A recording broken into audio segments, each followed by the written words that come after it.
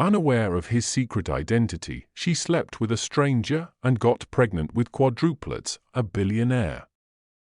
Hello, my cherished story lovers. I feel so excited to share today's story with you. Your amazing responses to our previous video left me speechless. Those heartfelt comments you shared touched me deeply, especially yours, Rebecca, about how the story reminded you of your own sister's journey. It's your enthusiasm and engagement that fuels my passion to keep bringing these extraordinary tales to life. Every like, every comment, every shared thought makes this community stronger. Together, we're creating something truly special here. Just last week, I was having coffee at my favorite Manhattan cafe downtown when I witnessed something extraordinary. A young woman rushed in, tears streaming down her face, clutching what looked like medical papers. She called an older woman, and through her joyful sobs, I heard her say, "Mom, I'm having triplets." The whole cafe erupted in applause. And that lovely moment just made me smile throughout. It got me thinking of how life's biggest surprises come when we least expect it. Sometimes, one simple moment can change everything, just like in today's story. Before we begin, if you're new here, I'd love to know which corner of the world you're joining us from today. So drop your country's name in the comments below, and tell me, do you believe in destiny? You know, love stories unfold differently across the globe, but there's one truth that connects us all: the heart knows no boundaries. And in today's tale, those boundaries between wealth, power, and true love are about to blur in ways nobody could have predicted. Now, my dear friends, get comfortable, maybe grab your favorite drink, because you're about to hear a story that will keep you on the edge of your seat until the very end. It begins with Madison Reynolds, a brilliant young woman whose life was about to change forever. What happened to her could happen to anyone: one night, one choice, one moment that rewrites your entire future. Are you ready to begin this journey? Because once you hear how this story starts, you won't be able to stop until you know how it ends. Madison Reynolds stood before the full-length mirror in her corner office, adjusting her crisp white blazer for the 100th time. At 28, she'd climbed the ranks of Reynolds and Madison marketing faster than anyone expected. No relation to the company name, she'd clarify with a laugh whenever asked. But today wasn't about proving her worth. Today was about securing the biggest account in the company's history. She glanced at the presentation material spread across her desk, each page meticulously prepared over countless sleepless nights. The Blackwood Industries account would transform their boutique marketing firm into a major player overnight. Her fingers traced over the edge of her laptop, where a post-it note displayed her father's favorite motto, "Fortune favors the prepared mind." He'd passed away 2 years ago, but his words still guided her through every major decision. The Manhattan skyline stretched out behind her, a testament to the dreams of countless ambitious souls like herself. The morning sun caught the glass buildings, creating a golden backdrop that matched the fierce determination in her honey-brown eyes. Madison had rehearsed this presentation until she could recite it in her sleep: the revolutionary marketing strategy, the projected numbers, the 5-year growth plan. Her phone buzzed with another message from the CEO: meeting moved up. Board arrives at 8 a.m. tomorrow. Her heart skipped a beat. 1 day earlier than planned. She'd been ready, of course. Madison Reynolds was always ready. But something about this change sent butterflies racing through her stomach. Everything hinged on tomorrow's presentation. 5 years of 60-hour weeks, of cancelled vacations, of choosing career over relationships, it all led to this moment. The sharp click of heels against marble announced Katie's arrival before she burst through Madison's office door, her red curls bouncing with excitement. 8 a.m. tomorrow? That's perfect. Now you have no excuse to skip tonight. Madison shook her head, already forming her rejection. Katie, I need to review these numbers one more dash. If you look at those spreadsheets one more time, your eyes will fall out, Katie interrupted, perching herself on Madison's desk. Besides, I already got us on the list for the Onyx Club. Madison's head snapped up. The Onyx? That's impossible. There's a 3-month waiting list just to be considered for entry. Katie's smile widened. Let's just say I have connections. And before you say no, which I know you're about to, remember what you always tell me about visualizing success? Well, the Onyx is where all of New York's elite celebrate their biggest wins. Think of it as manifesting your victory. That's actually kind of brilliant, Madison admitted, a smile tugging at her lips. One drink, Katie pressed, sensing victory. We'll get you home by 11. You'll be fresh and ready to dazzle those board members tomorrow. But tonight, you're going to step into the world you're about to join. Because after tomorrow's presentation, places like the Onyx will be your new normal. The elevator doors opened onto the Onyx Club's rooftop level, and Madison's breath caught in her throat. The Manhattan skyline stretched out in every direction, a glittering canvas of lights against the velvet night sky. Crystal chandeliers floated above the open-air space, their light catching the subtle gold leaf that traced patterns across the obsidian walls. The city's most powerful players moved through the space like pieces on a chessboard, tech moguls, real estate tycoons, and media giants, all drawn to this exclusive sanctuary 60 stories above the streets. A jazz quartet played in the corner, their smooth melodies floating over the gentle murmur of power brokers closing deals over $100 cocktails. The bar itself was a masterpiece of black marble and rose gold, stretching along one edge of the roof like a gleaming shoreline. Behind it, mixologists in crisp white jackets crafted drinks that looked more like works of art than cocktails. Private cabanas lined the perimeter, their sheer curtains dancing in the evening breeze, offering intimate spaces for New York's elite to conduct their business away from prying eyes. See? Katie whispered, linking her arm through Madison's. This is exactly where you belong. Take it all in, because after tomorrow, this becomes your world. Madison had to admit, the energy up here was intoxicating, like standing on top of the world with infinity stretching out before you. That's when she noticed him. He stood slightly apart from the crowd, commanding attention without seeming to seek it. James Walker, though Madison didn't know his name yet, observed the room with the quiet confidence of someone who was used to being in control. His tailored black suit fit him perfectly, but there was something about the way he wore it that suggested he was more comfortable in casual clothes.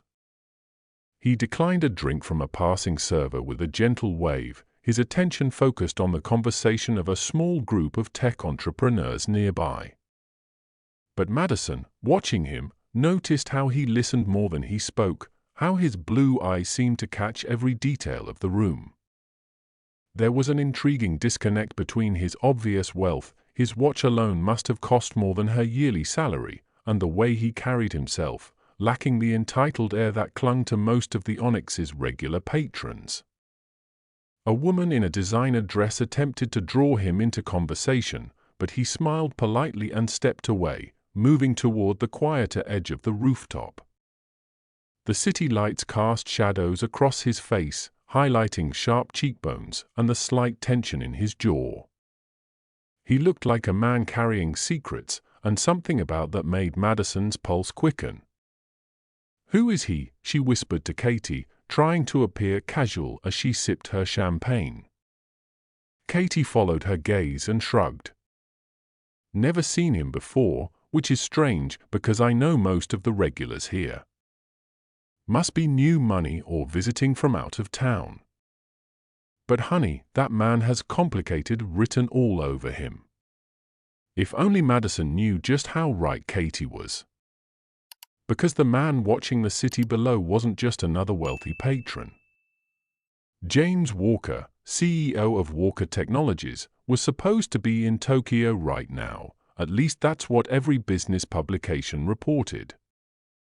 Instead, he was here, carefully orchestrating his own disappearance from public life for reasons that would soon turn Madison's world upside down. Madison lifted her glass to her lips, using the motion to steal another glance in his direction. That's when it happened, the moment that would change everything. He turned, as if sensing her gaze, and their eyes met across the crowded rooftop. Time seemed to stop. The jazz music faded into background noise, the chattering crowd became a distant hum. His blue eyes locked with hers, and Madison felt a jolt of electricity race down her spine. She'd always laughed at romance novels that described moments like this, but now she understood. There was something magnetic in that connection, something that made her forget about tomorrow's presentation, about her carefully planned life, about everything except this singular moment. A slight smile tugged at the corner of his mouth, not the polished, practiced smile he'd given others throughout the evening, but something more genuine, almost surprised. Madison felt her cheeks flush, but she couldn't look away. Her heart pounded against her ribs, its rhythm matching the bass notes floating from the jazz quartet. Katie's voice broke through the spell. "Earth to Madison? Oh my God, you're actually blushing." But Madison barely heard her friend's teasing words. Because in that moment, James Walker was making his way across the rooftop, his eyes never leaving hers, moving with the deliberate grace of someone who knew exactly what he wanted. And for the first time in her meticulously planned life, Madison Reynolds was about to let fate take the wheel. My dear story lovers, I can see you're already feeling the electricity between these two souls. But what happens in the next few moments will shake both their worlds forever. If you're ready to discover the twists and turns of this extraordinary tale, take a second right now to hit that subscribe button and become part of our story-loving family. Every story needs witnesses, and you won't want to miss what unfolds next. Plus, this ending? It's something none of you will see coming. Now, let's return to that fateful moment at the Onyx Club.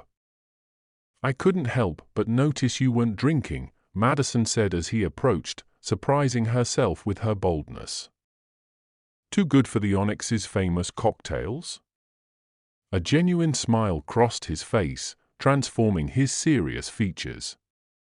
"Just careful about maintaining a clear head.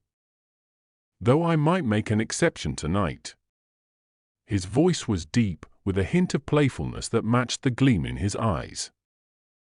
"James," he offered, extending his hand. "Madison," she replied, accepting the handshake that lingered a moment longer than necessary. "So, James, what brings a careful man to the most indulgent rooftop in Manhattan? Would you believe me if I said I was hiding?" He leaned against the railing beside her, their shoulders almost touching. "From what?" "The woman in the red dress who's still staring daggers at us," Madison quipped, causing him to laugh, a rich, authentic sound that made several heads turn. "Among other things. Though right now, I'm more interested in why you're here. You don't seem like the typical Onyx crowd." Is that an insult or a compliment? Definitely a compliment. Everyone else here is trying so hard to belong. You're the only one who seems real. Madison raised an eyebrow. Says the man who admitted his hiding. Should I be worried? Only about your own secrets, he countered smoothly. Like why you keep glancing at your phone every 30 seconds. Big day tomorrow? She blinked, caught off guard by his observation. How did you dash? The same way you noticed I wasn't drinking. We're both paying attention. Their conversation flowed effortlessly, but Madison noticed a pattern. Every time she steered toward personal details, James redirected with graceful precision. So what field are you in? She tried, watching his expression carefully. A bit of everything, he answered with a disarming smile. But tonight, I'd rather hear about your work. Marketing, right? You have that creative energy about you. How very observant, Madison teased. And very smooth, deflecting my question like that. Am I that transparent? His eyes crinkled with amusement. Like a brick wall. She turned to face him fully. Let's see, you won't say what you do, where you're from, or why you're really here. Either you're a spy, or you're running from something. The words hit closer to home than she expected, his expression flickering for just a moment before returning to its careful charm. Maybe I'm just a man enjoying a conversation with an intriguing woman who's also keeping secrets. I'm not keeping secrets, Madison protested. Really? He raised an eyebrow. Then why haven't you mentioned the major presentation you're clearly preparing for? The one that has you checking your phone every few minutes. The observation caught her off guard again. He noticed everything, yet revealed nothing. Each attempt to understand him only added to his mystery. It should have set off warning bells, but instead it drew her in deeper. Fine, she conceded. How about a deal? I'll tell you about my presentation if you tell me one true thing about yourself. Something real. He considered her for a long moment, and when he spoke, his voice carried a weight she hadn't heard before. I'll give you this, tonight's the first time in months I've felt like myself. As the night deepened, the space between them seemed to shrink with each passing moment. They'd found a quiet corner of the rooftop, a private bubble away from the crowd. Madison was acutely aware of every small detail, the way his shoulder brushed hers when he laughed, how his fingers grazed her arm as he made a point, the subtle cologne that teased her senses whenever he leaned closer. You still haven't told me about that presentation, he reminded her, his voice lower now, meant only for her ears. The intimacy of his tone sent shivers down her spine. Maybe I'm enjoying the mystery, she replied, matching his tone. You seem to be an expert at it. He turned toward her, and suddenly the few inches between them felt electric. What if I told you that sometimes mysteries are better left unsolved? I'd say you don't know me very well, Madison countered, tilting her face up to his. I've never left a mystery unsolved. His eyes darkened at her challenge, dropping briefly to her lips before meeting her gaze again. Is that what I am? A mystery to solve? You're something, she breathed, her heart racing. I'm just not sure what yet. The jazz quartet had switched to a slower song, its sultry notes wrapping around them like silk. James held out his hand. Dance with me? Madison took his hand without hesitation, letting him lead her to a quiet corner of the dance floor. His arm slipped around her waist, pulling her close. The warmth of his touch through her dress sent sparks across her skin. They swayed together, bodies fitting perfectly, moving as if they'd danced together 1,000 times before. Still trying to solve me, he murmured against her ear. Still trying to stay mysterious, she countered, her fingers curling into the fabric of his jacket. Soon they found their way to a secluded cabana, the city lights twinkling below them like fallen stars. The pretenses began to fade, replaced by something more genuine, more raw. Sometimes I feel like I'm running out of time, Madison admitted softly, surprising herself with the confession. Like if I don't make it big now, I never will.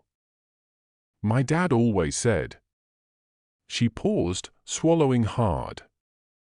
Tell me about him, James encouraged, his hand finding hers in the darkness. He believed in me more than anyone. When he passed away 2 years ago, I promised myself I'd make him proud. Her voice wavered slightly. Tomorrow's presentation, it's not just about the promotion. It's about proving he was right to believe in me. James was quiet for a moment, his thumb tracing gentle circles on her palm. I understand that weight, he said finally. Living up to expectations, carrying promises. He looked out at the city, his profile etched against the night sky. Sometimes I wonder what it would be like to just disappear. Start fresh where nobody knows your name. Is that what you're doing here? Madison asked gently. He turned back to her, vulnerability flickering across his features. Maybe I'm exactly where I'm supposed to be. Neither of them could say who moved first. One moment they were sitting in comfortable silence, and the next, his lips found hers in a kiss that felt like coming home. Time seemed to stop, the world narrowing to just this moment, just them. Your place or mine, he whispered against her lips. The question should have felt rushed, but after hours of building tension, it felt inevitable. Mine, Madison answered without hesitation. Downtown. The ride to her apartment was charged with anticipation, their fingers intertwined in the back of the taxi. Every red light was torture, every stop an eternity. When they finally reached her building, the elevator ride became their own private dance, stolen kisses and whispered words. Madison's hands trembled slightly as she unlocked her door. Once inside, James pulled her close, his kiss deeper now, more urgent. She melted into him, all thoughts of tomorrow's presentation forgotten. His jacket fell to the floor, followed by her heels. You're beautiful, he murmured, trailing kisses down her neck. His touch was reverent, as if she were something precious he'd discovered. Madison ran her fingers through his hair, drawing him closer. They moved together like they'd known each other for years instead of hours. Every touch, every kiss felt right, felt meant to be. In the soft glow of the city lights filtering through her windows, they explored each other with increasing passion. Later, tangled in her sheets, Madison traced lazy patterns on his chest. Stay, she whispered, sleep tugging at her consciousness. James pulled her closer, pressing a soft kiss to her forehead. Sleep, he murmured. You have a big day tomorrow. Madison drifted off in his arms, feeling more content than she had in years.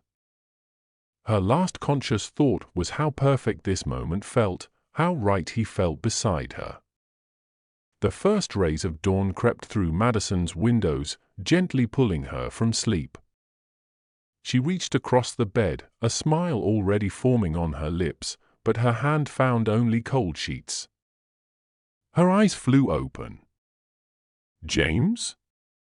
Her voice echoed in the empty apartment. His clothes were gone, leaving no trace of his presence. The only proof that last night hadn't been a dream was the lingering scent of his cologne on her pillowcase and a single cufflink that had fallen beside her bed. She grabbed her phone, heart racing, only to realize they'd never exchanged numbers. No contact, no last name, no way to reach him. The man who'd made her feel more alive than she had in years had vanished like morning mist. A glance at her phone screen jolted her back to reality, 6:45 a.m. Her presentation was in just over an hour. She pushed down the ache in her chest, forced herself to focus on the day ahead. She was Madison Reynolds, and she had a boardroom to conquer. But as she stepped into her shower, she couldn't shake the feeling that something bigger than a one-night stand had just slipped through her fingers. She had no way of knowing that in less than 2 months she would see James again, in circumstances that would turn her carefully planned life completely upside down. 6 weeks after her triumph with the Blackwood Industries account, Madison sat in her newly upgraded corner office, trying to focus on the quarterly report swimming before her eyes.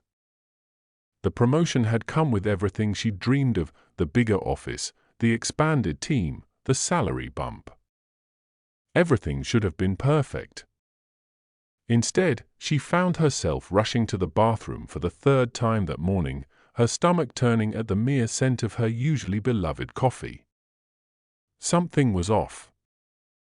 Had been off for weeks now. At first, she'd blamed it on stress from the new position, the longer hours, the increased responsibilities. But she couldn't ignore the other changes. The strange food aversions, the constant fatigue that no amount of sleep seemed to cure. Even her favorite blazer felt unusually tight, though she'd barely had time to eat proper meals. Katie had noticed too, commenting on how Madison kept dozing off during their weekly lunch dates. "Ms. Reynolds?" Her assistant's voice crackled through the intercom. "Your 2 p.m. presentation." Madison's stomach lurched again. She grabbed her waste basket just in time, her breakfast making an unwelcome reappearance. This wasn't stress. This wasn't a virus. Deep down, she knew exactly what this could be, but her mind refused to process the possibility. With trembling fingers, she pulled up her calendar app. She started counting days, then counted again. And again. The room seemed to spin as the numbers refused to add up the way she wanted them to. "Cancel my afternoon meetings," she called through the intercom, her voice shaking. "All of them." Something urgent came up. She grabbed her purse, her hands fumbling as she searched for her phone. One name stood out in her recent calls: Dr. Anderson, her longtime physician. She needed answers, and she needed them now. Because if her suspicions were right, her perfectly planned life was about to take a turn she never saw coming. "How long since your last cycle, Ms. Reynolds?" Dr. Anderson asked, peering at her over reading glasses. 8 weeks, Madison replied, perched on the edge of the examination table, her knuckles white as she gripped the paper covering. "But with the stress of the promotion." "And the symptoms started when?" "About 2 weeks ago." "The nausea, the dizziness, the fatigue." Her voice trailed off as Dr. Anderson made notes. "Let's do an ultrasound to be sure." The doctor's tone was professional, but Madison caught the hint of concern in her eyes.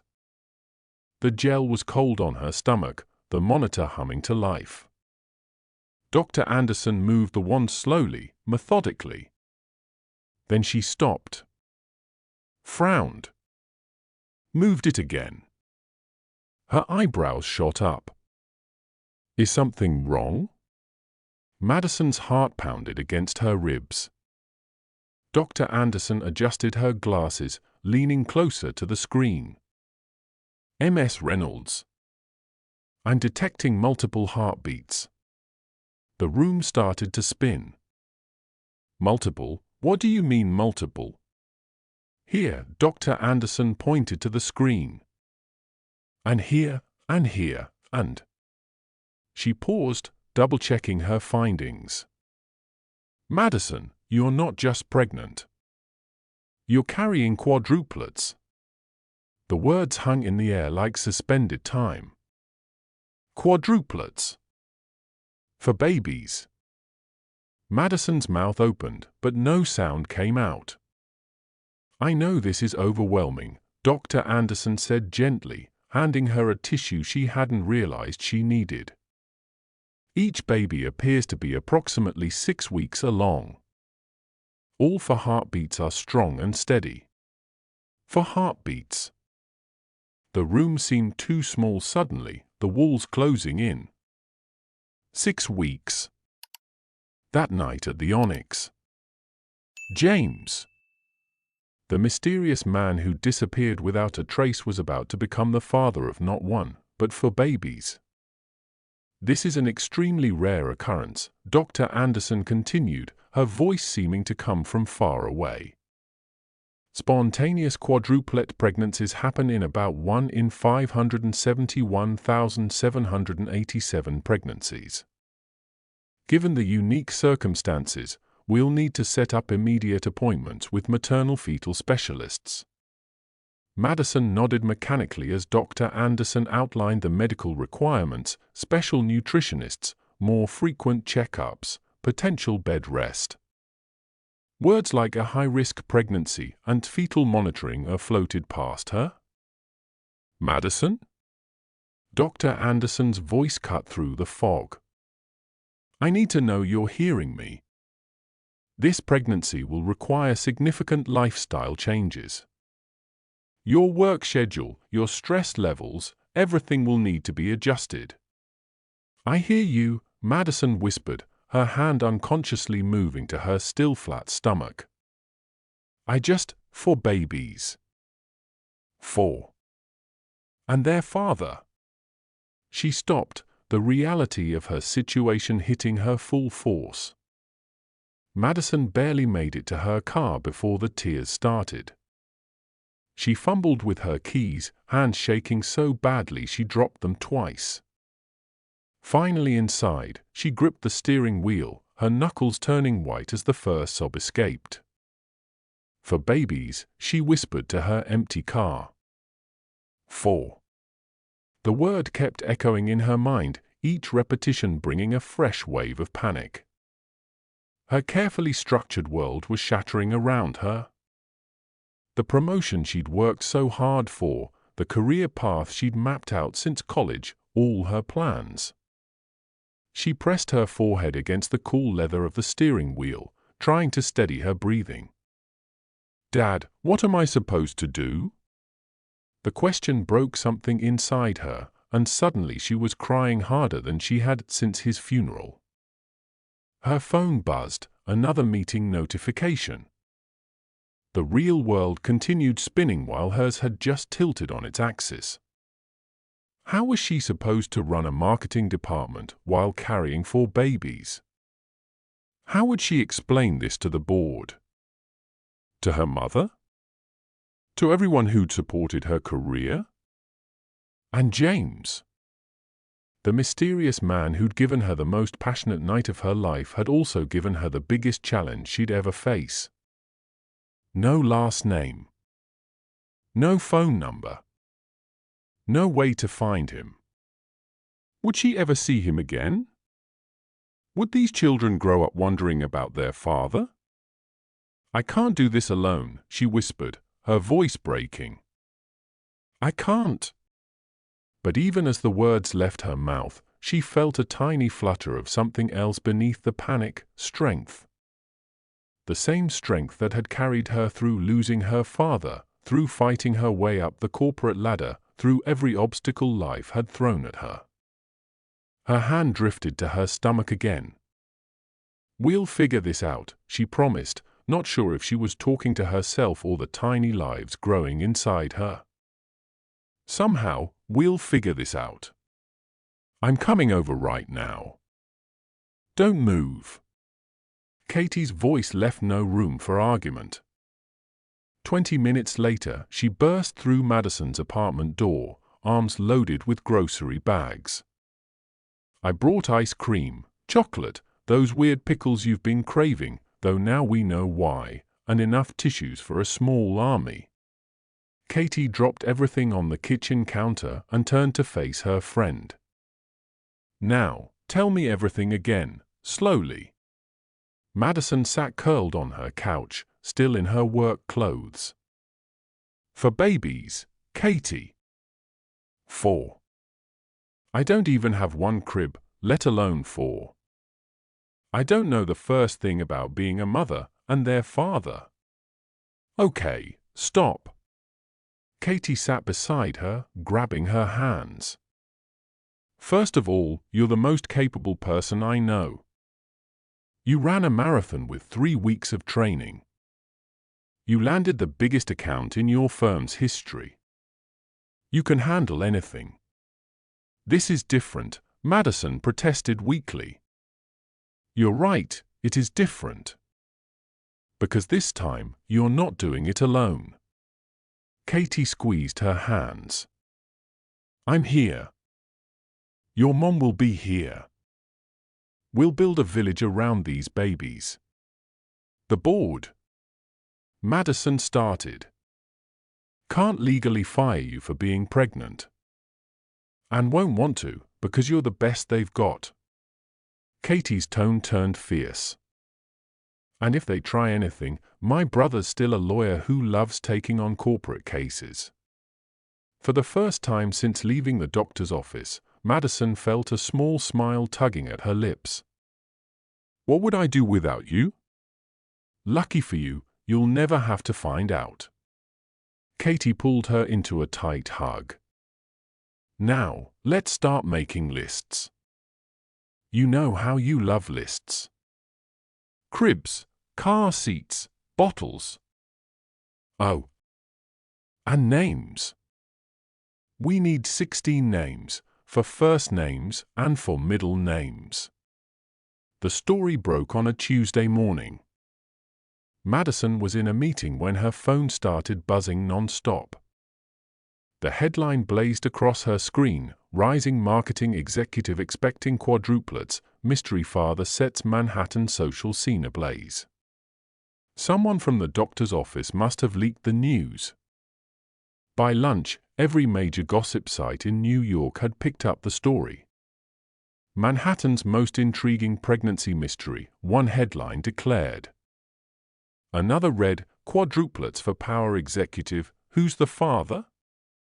Her office phone line lit up with calls from reporters. Her email inbox flooded with interview requests. The paparazzi gathered outside her building, cameras ready, hoping to catch a glimpse of the woman carrying 4 babies who'd captured New York's imagination. Ms. Reynolds, page 6 is on line 1, her assistant called through the intercom. And the Today Show wants to book you for tomorrow morning. Madison stared out her office window at the growing crowd of photographers below. Her private life had become public entertainment overnight. But what none of these reporters knew was that somewhere in Manhattan, a certain billionaire was seeing these same headlines. And in his private office, James Walker's world was about to stop turning. The quadruplet story is trending, his assistant informed him. It's the woman from the Onyx Club. 6 weeks ago. James gripped his desk, the blood draining from his face as he read the headlines. His carefully constructed plan to protect his identity was about to collide with the most important responsibility of his life. My beautiful story lovers, I can feel your hearts racing with Madison's right now. But what's coming next will shock you even more. If this story has gripped your soul so far, take a moment to subscribe and also hit that like button and become part of her journey. What do you think James will do when these headlines reach his desk? Will he step forward?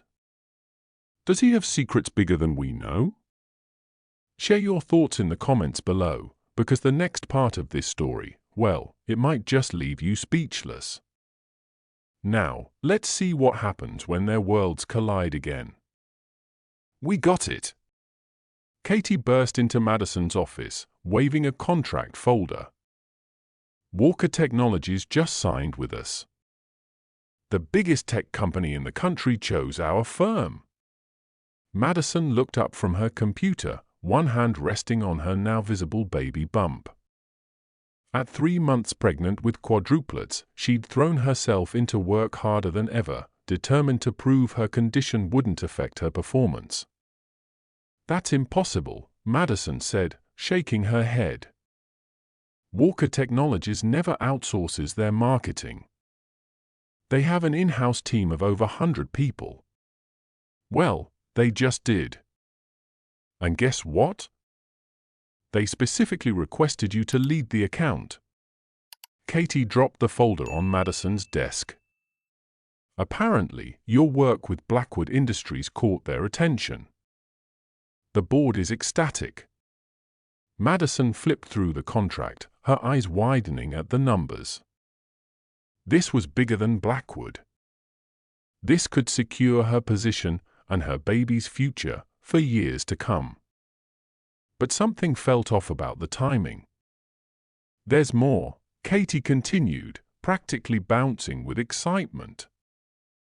They want an in-person meeting. Walker? Madison's heart skipped a beat.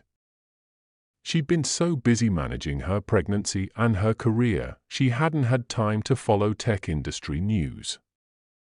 The CEO. Super private guy, barely any photos of him online.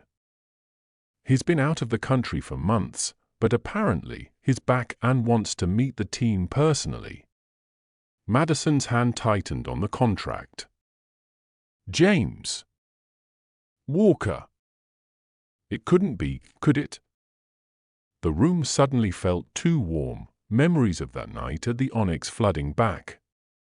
Madison? Katie's voice sounded concerned. You look like you've seen a ghost. The next morning, Madison stood outside the Walker Technologies boardroom, trying to steady her racing heart. Her navy maternity dress couldn't hide her growing bump, but it projected the confidence she desperately needed. The contract folder in her hands trembled slightly. MS Reynolds? A sleek executive assistant appeared. Mr. Walker is ready for you. The boardroom doors opened to reveal a stunning view of Manhattan. Floor-to-ceiling windows stretched across one wall, morning sunlight streaming in. A massive table dominated the space, but only one person sat at it, his back to the door as he looked out over the city. Madison took a deep breath and stepped forward. The click of her heels against the marble floor echoed in the silence. The man at the table didn't turn around, but she saw his shoulders tense at the sound. Mr. Walker, she began, her professional mask firmly in place. I'm Madison Reynolds from Dash. I know exactly who you are, Madison. That voice. The same voice that had whispered in her ear that night, now tight with tension. Time seemed to freeze as he slowly turned his chair to face her. The folder slipped from Madison's fingers, papers scattering across the floor. Because there, sitting at the head of the table, was the man who'd disappeared from her bed 3 months ago, the father of her unborn quadruplets. Their eyes met across the boardroom, and 3 months of questions, anger, and longing crashed between them like a physical force. James stood slowly, his composed expression cracking as his gaze dropped to her bump. I saw the headlines, he said, his voice hoarse. But seeing you, actually seeing.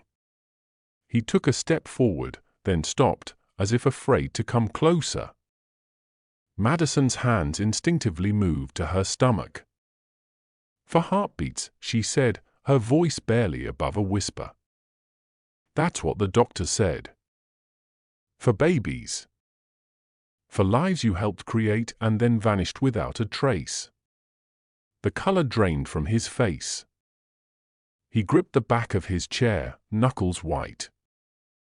4? The word came out rough, stunned. I knew from the news reports, but hearing you say it. Yes, 4. Madison's voice grew stronger, anger seeping through. So tell me, was this part of your plan? Securing a business deal just to get me in this room? Using my firm as an excuse to what, ease your conscience? James moved toward her, his steps unsteady. Madison, if I had known. God, if I had any idea. He reached for her, but she stepped back. "Don't," she warned, though everything in her wanted to close the distance. "You lost the right to explanations the morning you disappeared." James ran his hand through his hair, a gesture so familiar it made Madison's heart ache. "I never lied about my name. I'm James Walker, CEO of Walker Technologies. The man worth billions who appears on Forbes covers and CNBC interviews. And I'm also the man who had one perfect night with you." The tech industry's most innovative leader, Madison said bitterly. The youngest billionaire in Silicon Valley. The man who revolutionized artificial intelligence. I've done my research since seeing the contract. How did I never make the connection? Because I'm careful, he replied. Every photo of me in the press is at least 5 years old. I stay out of the public eye. The night we met, I had just returned from dismantling a corporate espionage attempt against my company. I needed one night of anonymity. And you found it with me. Madison laughed without humor. The unsuspecting woman who had no idea she was sleeping with one of the most powerful men in America. "No," James stepped closer. "I found something real with you. For the first time in years, someone saw me and not my wealth, not my position, just me. Do you know how rare that is in my world?" The raw honesty in his voice made her breath catch. Here he was, the mysterious man from the Onyx, now revealed as one of the most influential figures in the tech world. And somehow, he still looked at her the same way he had that night. "Not here," James said, glancing at the boardroom windows. "My office." "Please." Once inside his private office, Madison watched him close the doors, sealing them in together. The tension crackled between them like electricity before a storm. "You had no right," she burst out.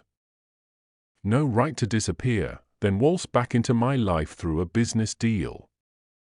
Do you know what these past months have been like? The media circus? The speculation? The whispers at work? I didn't know about the babies when I left," James shot back, his careful control finally cracking. "I woke up that morning to an urgent call. A threat against my company that could have cost thousands of people their jobs. I had to leave.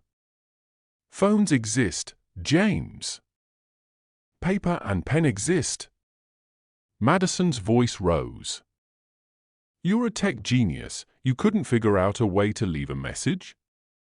He moved closer, his blue eyes intense. "You think I didn't want to? That morning was the hardest walk I've ever taken. But my enemies watch everything I do, everyone I care about. I thought I was protecting you." "Protecting me?" Madison's laugh held no humor. "I don't need your protection. I needed you there when the doctor showed me for heartbeats on that screen. I needed you there when reporters started camping outside my apartment. I needed you there when my mother cried because her only daughter was going to raise 4 babies alone." "You're right," he said, his voice breaking. "You're right about all of it. I made the wrong choice that morning, and I've regretted it every day since. When I saw those headlines..." He stopped, swallowing hard. "I've never felt such fear. Or such hope." James moved to his desk, pressing a button that frosted the office windows. "What I'm about to tell you doesn't leave this room." He pulled up a file on his computer screen. 3 months ago, I discovered someone was selling my company's security codes to foreign operatives." Madison's anger faltered at his serious tone. "What kind of security codes?" "The kind that could give someone access to every major tech system in the country. Banking networks, power grids, defense protocols, all of it. He turned the screen toward her. The trail led to the Onyx Club. My security team traced the meetings to that night. So I was what, your cover story? The hurt in her voice made him flinch. No, he said firmly. You were the unexpected variable that changed everything. I was supposed to observe the club that night, nothing more. But then I saw you, and for the first time in years, I wanted something for myself. Something real. He pulled out a folder, spreading photographs across his desk. These were taken that night. The real target was meeting in the private room next to where we danced. The images showed men in suits exchanging documents. Because of you, because everyone saw me focused on you all night, my team was able to move freely and gather the evidence we needed. But you still left, Madison said softly. At 5 a.m., my head of security called. They were moving to arrest the conspirators, but one had escaped. They thought he might come after me or anyone I was with. His voice roughened. I couldn't bear the thought of you becoming a target. So I left, thinking I was keeping you safe. I never imagined. His eyes dropped to her stomach again. That your protection would come with such a permanent consequence. Madison finished. That the night I was trying to save my company would give me something so much more precious to protect, he corrected softly. They were waiting for this, James said, spreading more surveillance photos across his desk. The moment the pregnancy news broke, our rivals made their move. Madison leaned forward, studying the images. Photos of her leaving doctor's appointments, entering her office, having lunch with Katie. All taken with long-range lenses, all documenting her growing pregnancy. Genesis Technologies, James continued, his jaw tight. They're using the scandal to undermine both our companies. This morning, they launched a hostile takeover attempt of your marketing firm. They're claiming the Walker Technologies contract was obtained through personal favors. What? Madison's hands curled into fists. I earned that contract. My team earned it. I know. But the market's responding. Your company's stock dropped 12% after the opening bell. Mine fell 18%. He pulled up financial charts on his screen. They're painting me as an irresponsible CEO who abandoned his pregnant one-night stand, and you as an opportunist who used a pregnancy to land $1 billion client, Madison finished, her voice cold. I've seen the headlines. Genesis wants to destroy my reputation, acquire your firm, and use both to access our client networks. James stepped closer, his voice dropping. But they don't know what they're dealing with. I didn't build this company by backing down from fights. Neither did I, Madison replied, squaring her shoulders. My career, my reputation, I've worked too hard to let them take it all away. Then let's fight them. Together. James held her gaze. We can turn this around, but I need you to trust me. At least professionally. Madison felt the baby stir, as if responding to the tension in the room. What's your plan? James pulled up another file, this one marked a classified. Genesis isn't just after our companies. They want my latest project, an AI security system that could revolutionize digital protection. That's what the meeting at the Onyx was about. They tried to steal it then, and now they're trying a different approach. Through me, Madison said, understanding dawning. By exposing our connection. The night I left you, we arrested 3 Genesis operatives. But their leader, Richard Kane, Escaped. James brought up a photo of a sharp-featured man in an expensive suit. He's been watching, waiting. When the pregnancy news broke, he stopped, running a hand through his hair. Kane sent me this. He opened an email. The message was simple: congratulations on the quadruplets. Shame if anything happened to them. Madison's blood ran cold. Her hands moved protectively to her stomach. That's why I stayed away, James continued, his voice rough with emotion. Kane has a history of using personal connections against his targets. 3 years ago, he kidnapped a rival's wife for corporate secrets. The year before that, a CEO's child. I thought if I kept my distance, you'd keep us safe, Madison finished softly. I had security teams watching you, he admitted. Every doctor's appointment, every business meeting.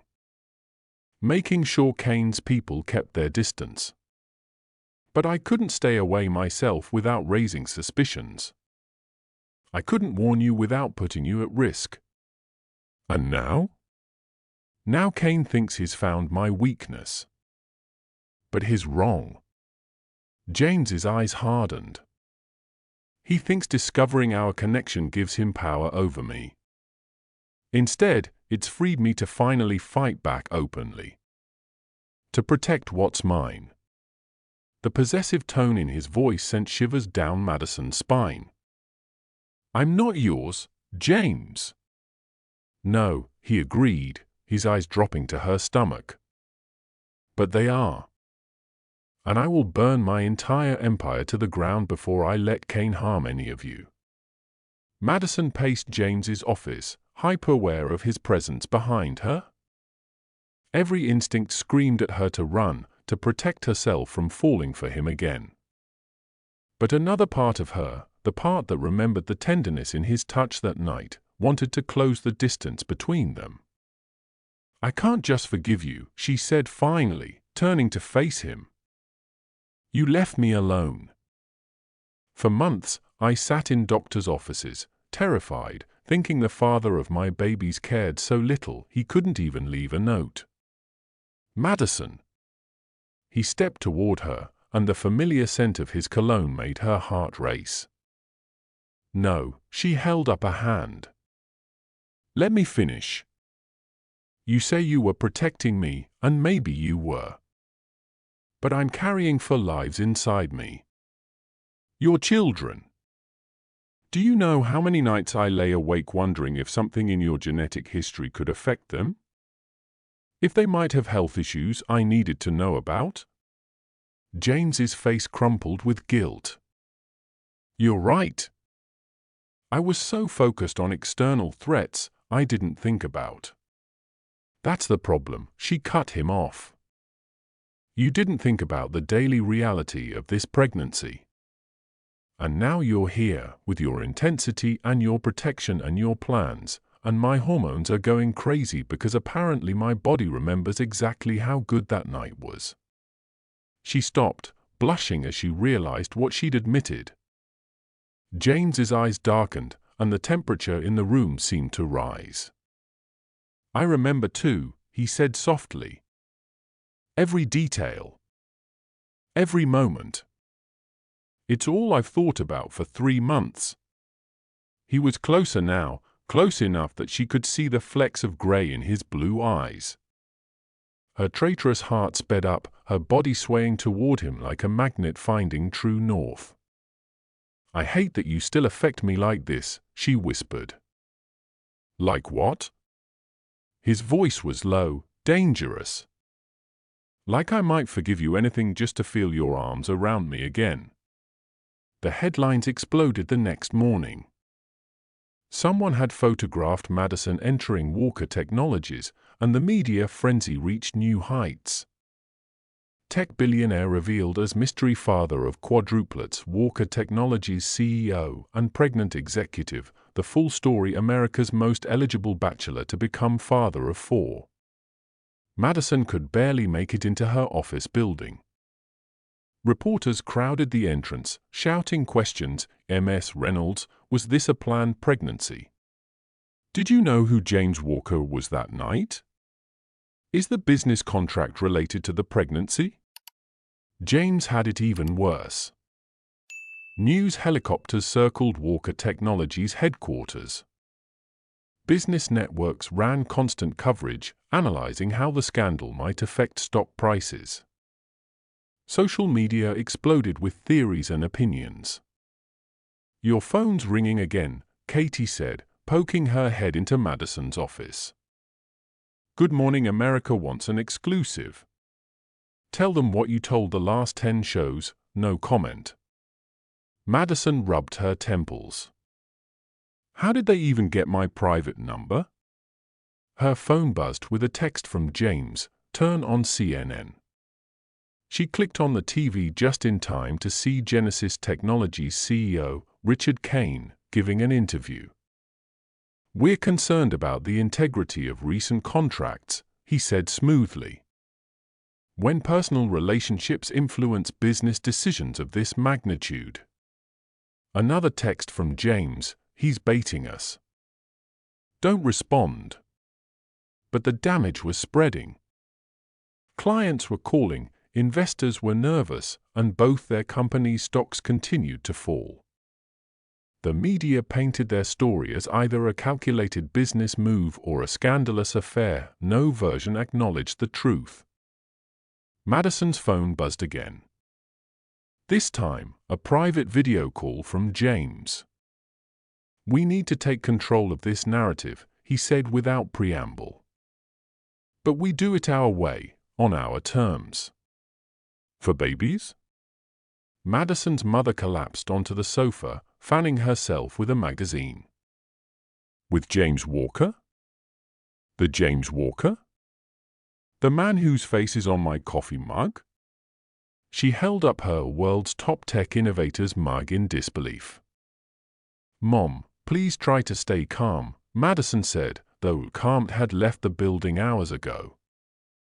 Her mother had driven straight from Connecticut after seeing the news, arriving in a flurry of questions and emotions. "Calm? My only daughter is having quadruplets with a billionaire, and I find out from entertainment tonight. And where is he? Does he plan to step up?" As if on cue, the doorbell rang. James stood there, looking oddly nervous for a man who regularly faced board meetings and congressional hearings. Behind him, an elegant woman in her 60s carried herself with the same commanding presence as her son. "Mrs. Reynolds," James stepped forward. "I'm James Walker. And this is my mother, Margaret." Madison's mother froze, coffee mug still in hand. Margaret Walker moved past her son, taking Madison's hands in hers. "My dear," she said warmly, "I've been desperate to meet you. And to apologize for my son's remarkable ability to complicate what should have been a joyous announcement." "Mother," James protested. "Hush, James," Margaret waved him off. "You disappeared on this poor girl for 3 months. You don't get to protest." She turned back to Madison. "Now, tell me everything about my grandchildren." "All 4 of them." The two mothers fell into rapid conversation, moving to the living room. James and Madison shared a look of bewildered relief. "Well," Madison's mother announced after a moment, "at least they'll have proper trust funds." "Mom!" Madison exclaimed. "What?" "I'm just saying what everyone's thinking. Though you could have told me you were dating a billionaire." "We weren't dating," Madison began. "One night," James added. Both mothers turned to stare at them. "One night," they asked in unison. Madison buried her face in her hands. James looked like he wanted to disappear into the floor. The next day, Madison was in a board meeting when the pain had started, sharp, sudden, and terrifying. She was rushed to the hospital, the emergency room's harsh fluorescent lights making everything feel surreal. She lay on the examination bed, her heart racing as doctors rushed around her. James burst through the door, still in his suit from a press conference. "What happened?" His face was white with fear. "Mr. Walker, you can't be in here," a nurse started. "He stays," Madison said through gritted teeth. Another wave of pain hit her. "James!" He was beside her instantly, taking her hand. "I'm here. I'm not leaving." The doctor came in, studying the monitors with concern. "Ms. Reynolds, your blood pressure is dangerously high. With a quadruplet pregnancy, this could trigger premature labor. We need to act now." "It's too early," Madison whispered, panic rising. "They're only at 5 months." James tightened his grip on her hand. "What do we need to do?" "Complete bed rest," the doctor ordered. "No work, no stress, constant monitoring. One wrong move could put all 4 babies at risk." Madison closed her eyes, tears slipping down her cheeks. "My company. I'll handle everything," James promised. "The companies, the press, Kane, none of it matters. Just you and our children. You can't put your life on hold, Dash. Watch me." His voice was fierce. "I lost you once because I put business first. I won't make that mistake again." He brushed the tears from her cheeks. "Let me take care of you. All of you." The monitors slowly stabilized as medication took effect. James never left her side, his thumb tracing gentle circles on her palm. "I was so scared," he admitted softly. "When my assistant said you'd been rushed to the hospital. Madison, I can't lose you. Any of you." She looked at him, seeing not the powerful CEO or the billionaire, but just James, the man who'd captured her heart in one night, who'd kept her safe from afar, who'd dropped everything to race to her side. "Then stay," she whispered. "Not because of duty or protection or business. Stay because you want to." His answer was to lean down and kiss her softly, a promise in every gentle touch. "Try to make me leave." My dear story lovers, can you feel the power of true love winning against all odds? But wait until you hear how fate had been weaving their paths together long before that night at the Onyx Club. If this story has touched your heart, take a moment to hit that like button and join our story-loving family by subscribing. What do you think really brought Madison and James together? Was it destiny or something more? Drop your theories in the comments below, because the truth about their connection will leave you absolutely speechless. Now, let's discover how their story ends. In the weeks following Madison's health scare, James transformed his entire life. He moved his office to his penthouse, converting the spare room into a complete workspace so he could be near Madison during her mandatory bed rest. Every morning, he brought her prenatal breakfast in bed, carefully prepared according to the nutritionist's guidelines. But it wasn't just the grand gestures, it was the small moments that showed his true devotion. The way he'd drop everything when she called, rushing to her side for midnight cravings or simple company. How he learned to give the perfect foot massage after hours of research on pregnancy comfort techniques. The endless patience as he attended every doctor's appointment, taking detailed notes and asking countless questions.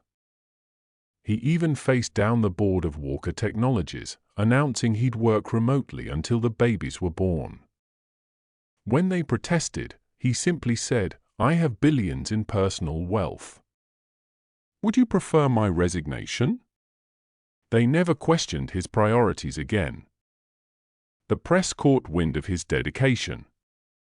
Photos surfaced of the tech mogul carrying pregnancy pillows and shopping bags full of baby items. Headlines shifted from scandal to romance. Billionaire CEO shows true love conquers all. But Madison's favorite proof came late one night when she couldn't sleep. She found him in the nursery in progress, carefully studying paint swatches and security system specs. The walls need to be perfect, he explained, not looking up. The color affects cognitive development. And this security system, I'm redesigning it myself. Nothing but the best for our little ones. James, she said softly, making him finally look up. You're really all in, aren't you? He crossed the room to her, placing his hand on her growing belly. I'm not just all in for the babies, he said. I'm all in for you. For us. For everything. You never asked why I chose your marketing firm, James said one evening as they sat on his penthouse balcony, watching the sunset. Madison had graduated from strict bed rest to limited movement, and these evening talks had become their favorite ritual. I assumed it was to get close to me after the pregnancy news, she replied, sipping her chamomile tea. Actually, I chose your firm 2 weeks before the headlines broke. He pulled out an old photograph from his jacket. Because of this. Madison took the photo, gasping softly. It showed a much younger version of her father, standing next to a teenage James at what looked like a science fair. Your father was my first investor, James revealed. 20 years ago, I was a kid with big dreams and a clunky prototype. Every major investor turned me down. But David Reynolds saw something in me. He invested his entire savings in my first company. Tears filled Madison's eyes. He never told me. He made me promise not to. He said he wanted you to succeed on your own merits, not because of any connection to me. When I saw your name on the Blackwood Industries campaign, I knew I had to meet you. The Onyx night wasn't planned, but maybe my father was still looking out for both of us, Madison finished softly, understanding blooming in her heart. I'm terrified, Madison admitted, her hands wrapped around her mug. Not just of the pregnancy, but of us. Of letting myself believe in this. James reached across the table, taking her hand. Tell me what scares you most. That you'll disappear again. That when things get tough, your first instinct will be to protect us by leaving us. She met his eyes. I can't go through that again. Ask me anything, he said. No more secrets. No more protection through distance. I want you to know everything. So they talked. About his childhood, growing up with the pressure of his family's expectations. About her relationship with her father and how losing him had shaped her drive for success. About their fears for the babies, their worries about balancing family and career. They went to counseling together, learning to communicate better. James shared the full truth about his ongoing battle with Genesis Technologies, involving Madison in every decision. She taught him how to be vulnerable, to trust that sharing his burdens wouldn't drive her away. The healing wasn't always smooth. Some nights, old fears would surface, and they'd argue about trust and secrets and protection. But they always came back to each other, stronger for having faced their demons together.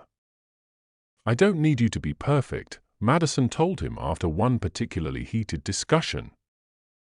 I just need you to be here. To be honest. To face things together. Even when I mess up, he asked, his voice uncertain. Especially then. She guided his hand to her stomach, where their babies kicked in response to his touch. They don't need a perfect father. They need one who stays, who tries, who loves them enough to keep showing up.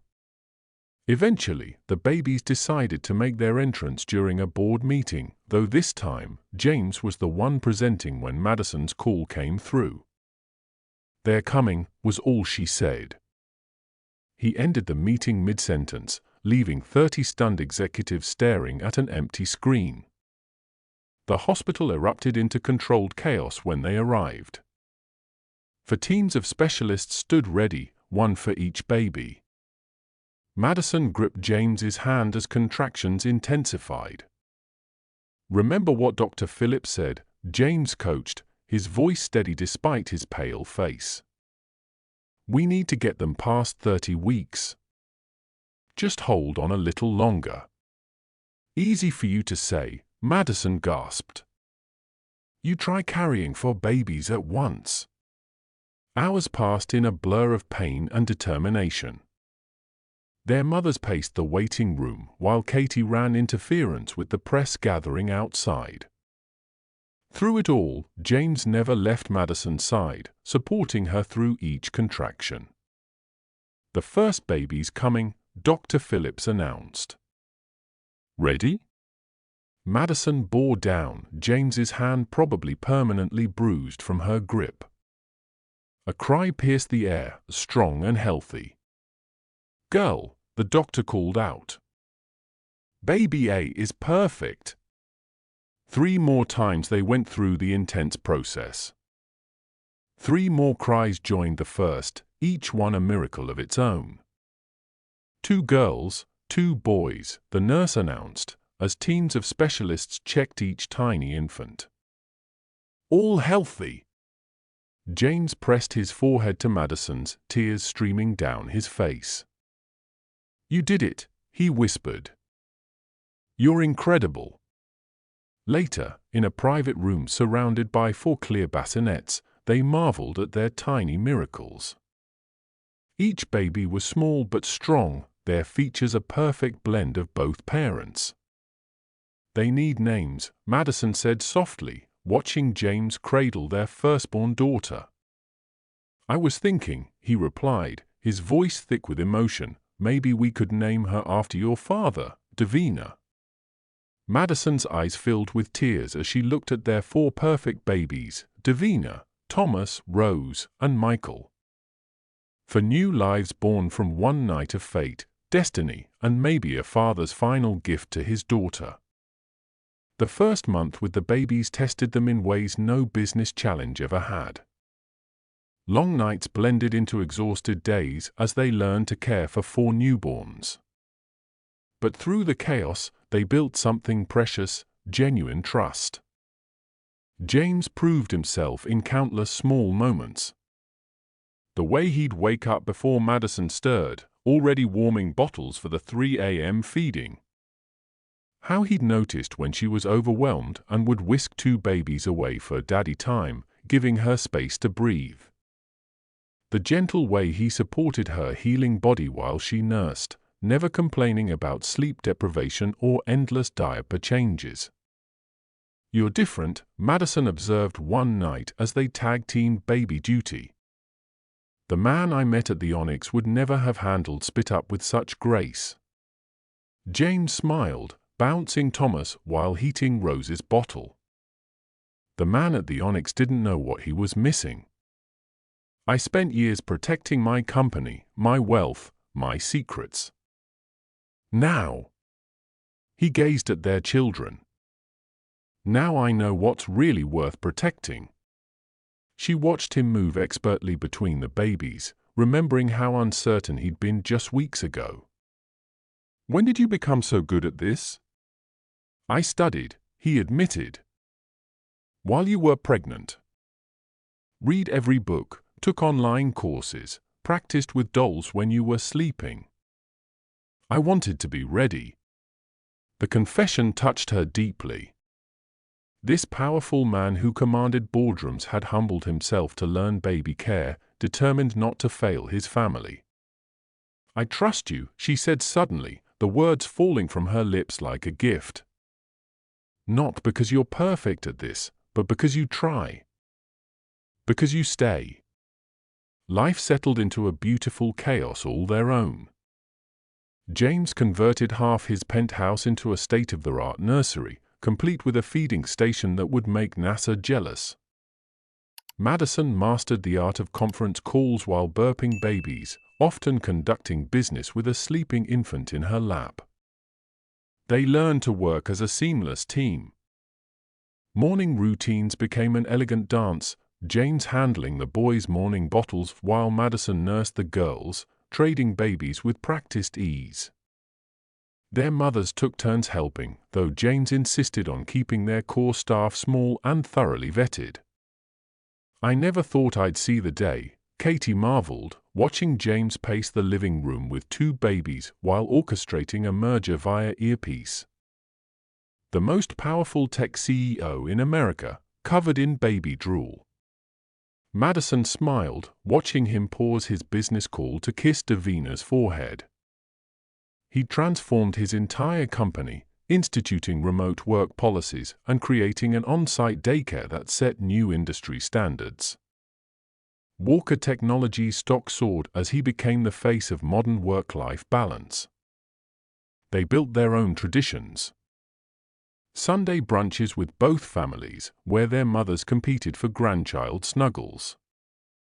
Evening walks with four strollers, delighting their Upper East Side neighbors. Late-night talks on the balcony after the babies slept, planning their future. "I want to marry you," James said during one such evening. "Not because of the babies, or public opinion, or any other reason except that I love you. I think I've loved you since that first night." Madison looked at him, this man who'd become her partner in every sense. "Are you proposing?" "Only if you're ready." "Ask me properly, James Walker." James pulled her close, both of them staring at their younger selves, completely unaware they'd just met their future. "Your father was right about everything. You do keep me grounded." Through the baby monitor, they heard their quadruplets beginning to stir.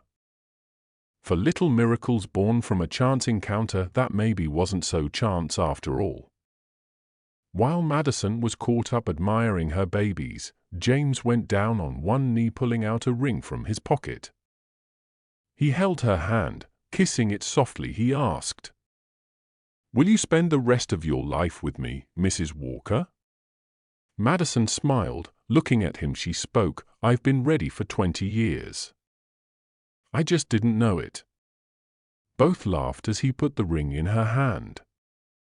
In the moments that followed, the wedding took place at sunset on the rooftop of the Onyx Club, the very place where their story began.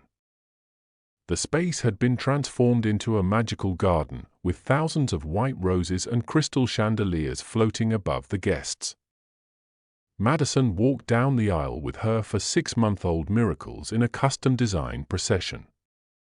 Katie pushed the girls in a decorated twin pram, while James's mother handled the boys. Each baby wore tiny formal wear that matched their parents' attire, causing the assembled guests to collectively melt at the sight. "We're doing this backwards," James whispered when she reached him, making her smile. "Most people get married, then have babies. When have we ever done anything the conventional way?" Madison whispered back, as their babies cooed from their special front row seats, attended by both grandmothers. The ceremony celebrated not just their love, but the incredible journey that brought them together. They wrote their own vows, moving their guests to tears. "I promise to never run away again," James vowed. "To face every challenge by your side, to love our children with all my heart, and to spend every day proving that fate knew exactly what it was doing that night." Madison's voice shook as she responded, "I promise to trust in us, to believe in second chances, and to remember that sometimes life's biggest surprises bring the greatest joy. You and our babies are the best unexpected gift I've ever received." As they sealed their vows with a kiss, little Davina let out a happy squeal, followed by her siblings, making everyone laugh. The moment was perfectly imperfect, just like their love story. The reception that followed was an elegant blend of their worlds. Tech moguls mingled with Madison's college friends, while both their mothers competed for dance time with the babies. Katie caught the bouquet, winking at James's best friend who'd been eyeing her all evening. Later, as they swayed to their first dance, Madison whispered, "My father would have loved this." James smiled, holding her close. "He's here." In our baby's smiles, in the photo that brought us together, in every step that led us to this moment. My dearest story lovers, as we close this tale of Madison and James, I can't help but wonder about the magic of destiny. Sometimes life's greatest gifts come wrapped in unexpected packages, a chance meeting, a stolen night, a love that overcomes all obstacles. Their story reminds us that true love doesn't always follow a straight path. But perhaps those twists and turns are what make it so precious. Tell me in the comments, have you ever experienced a moment of fate like this one that changed your life forever? And speaking of life-changing moments, my beautiful story lovers, next week's tale will take your breath away. A powerful CEO meets his match in a mysterious woman who guards the deadliest secret in New York's high society. When passion ignites between them, they'll discover that love might be the most dangerous game of all. Get ready for The Billionaire's Dangerous Attraction, a story of burning desire, hidden truths, and a love that could cost them everything. Make sure you're subscribed so you don't miss this thrilling journey. Remember, my precious story lovers, that magic exists in our everyday lives. Sometimes it just takes an open heart to see it. Until our next tale, keep believing in love, in second chances, and in the power of destined meetings. Drop a heart in the comments if Madison and James's story touched your soul. See you in our next adventure.